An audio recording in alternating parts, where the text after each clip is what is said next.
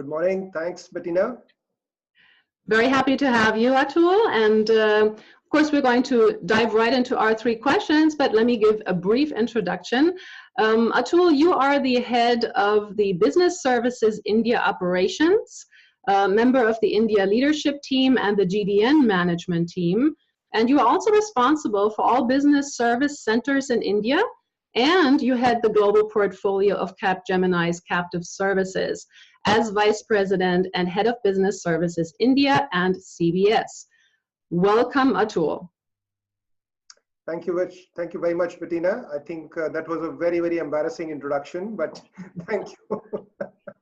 Well, we very much look forward to your expertise, your opinion on our upcoming three questions, and let's dive right in. This is, of course, all about Capgemini's vision about women in leadership. So let's get started. Tell us a little about your work and career at Capgemini. Sure. So, Bettina, I joined Capgemini through the iGate acquisition. So I had spent a few years with iGate, and I was running the BPO business in iGate. It was a horizontal business unit, so I had a BU responsibility, PM responsibility, driving growth, client engagements, and people engagement. And post the acquisition, I was part of business services as part of Capgemini. And one of the first things which I was tasked to do was to integrate the two capabilities which we got from iGate and from Capgemini, whatever we were doing on the BPO side. So that's the time which I spent doing first year. And post that, I've been, for last couple of years, actually it's been 3 years now, I've been in this current role. So it's been exciting times, and business is doing good. We are winning deals. We are renewing our existing clients. So that's something, just in terms of my background. Professionally, I'm a chartered accountant, so finance is what flows in my blood. But being in different roles, in business roles, in operating leader roles, in global roles. So I really like, one thing which I would certainly say is that, from the topic, which is diversity and inclusion, right? I think it's very close to my heart. We have been driving very strong commitment in terms of building more diversity, not just gender diversity, but differently enabled people and inclusivity. So that's really close to my heart. We have been doing a lot of different things with Gayatri and the team, rest of the team in Capgemini. And both in my prior organization, iGate, and even in my earlier career, I think this is something which actually brings in that balance within the management team, right? When you have all kind of differently enabled people, we have gender diversity. It really makes your decision making, your presence in the community, everything is much better, right? So I'll pause there. I think that's just to give you my thought.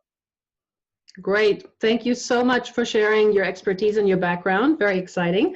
Do tell us about Capgemini's commitment and the work on women in leadership and gender equality from your perspective.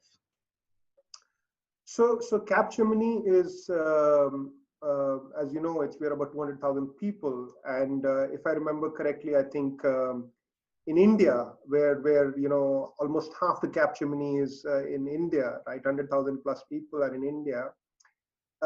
We are very fortunate that we are seeing very good traction in terms of bringing inclusivity, right? Bringing women in our leadership roles, right? So great example is the fact that we have people like Sarika, we have people like Gayatri as part of the leadership team. We have a lot of other leaders, including Jyoti Chamania. So I think we have been consciously driving this, making sure that we have enough diversity at a management level, right?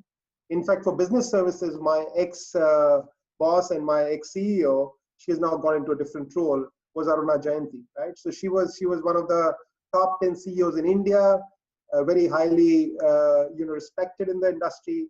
And I had the privilege of working with her, since the time iGate got acquired, right? So I was working very closely with her. So, you can see that, that's the commitment which we have, from management perspective. Fantastic. Thank you so much. And of course, you know, looking at and gender equality, I mean, you've been doing a lot on that as well. So that's really, you know, when we're looking at the upcoming conference where many of you will be speaking as esteemed guest speakers at the 11th Annual World Conference, Forum for Leadership for Women. What about your perspective on the Gender Quotient Index? If you have maybe just one or two short sentences on that.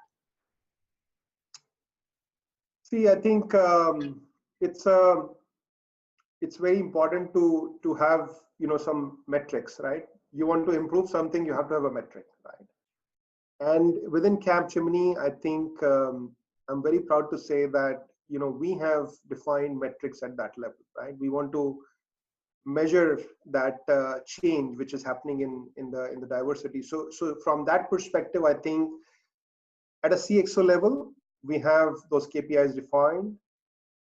We are defining it at the time of, you know, when we are hiring people, when we are bringing them on board, how are they progressing in their career? So how many promotions are happening?